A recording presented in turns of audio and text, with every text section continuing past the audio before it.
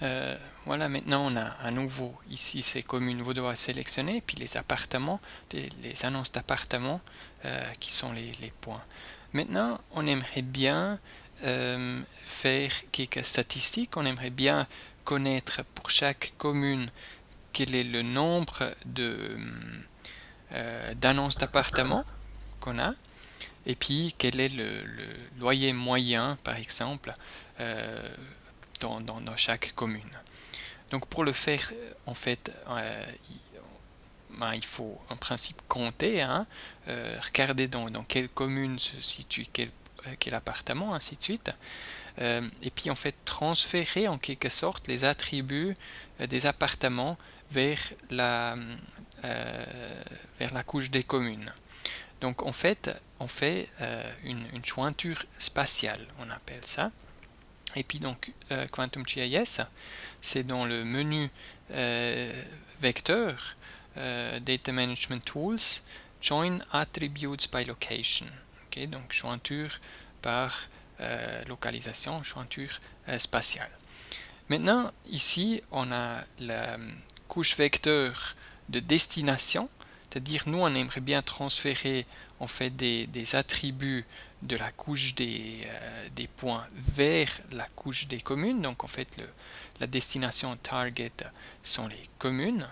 Et puis, du coup, l'autre couche, la couche de jointure, c'est les appartements.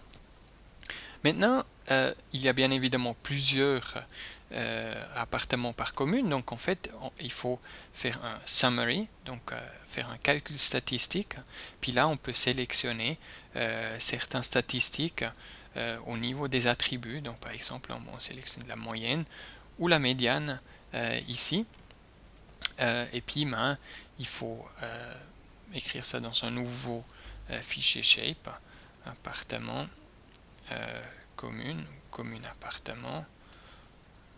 Voilà, je vais appeler ça comme ça, ok. Et puis, output table, là, on peut dire, ok, on l'équipe matching records, donc seulement les enregistrements qui correspondent, ou bien tous. Et puis ça, c'est important de cocher tout dans ce cas-là ici.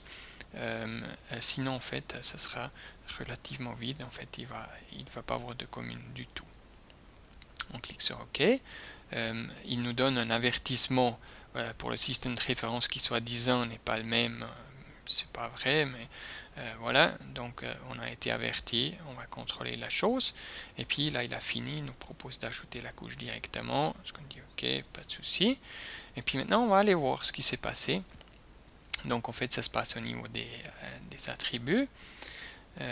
Donc tout au fond, là, à droite, on a mean advertisement ID, c'est-à-dire ça c'est la moyenne du numéro d'annonce, c'est pas très intéressant. On a aussi la médiane, on a aussi la moyenne et médiane des coordonnées, c'est pas très intéressant. Par contre, on a ici la moyenne et la médiane du loyer. Et puis ici, on a le nombre d'appartements en fait qui a été trouvé dans la commune. Donc si je trie ça, on voit ici par exemple dans cette commune-là, c'est pas une surprise, c'est Lausanne, il y a eu 288 appartements et puis avec un loyer médian de 1500 francs. Et puis on a ici un autre, juste pour voir. Ça c'est Montreux, où il y en a eu 60, ils sont un peu plus chers à Montreux. Et puis à Puy, tiens, c'est encore plus cher. Mais finalement, on a réussi à faire notre jointure spatiale. Et puis on pourrait faire une carte maintenant avec les loyers moyens, par exemple, ou le nombre, sans trop de problèmes.